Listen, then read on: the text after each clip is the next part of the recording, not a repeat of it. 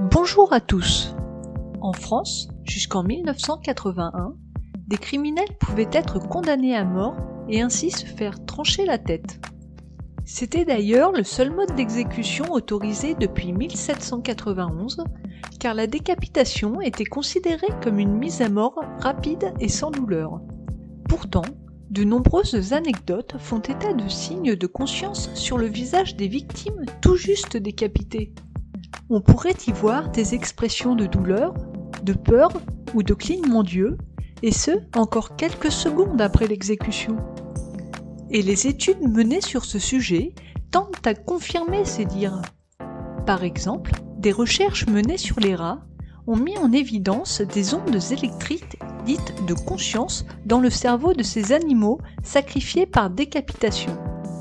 En effet, ces ondes, dont la fréquence est comprise entre 13 et 100 oscillations par seconde, traduisent une activité cognitive chez l'animal.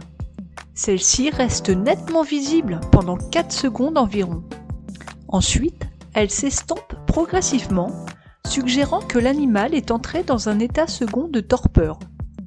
Enfin, elles disparaissent complètement après 17 secondes.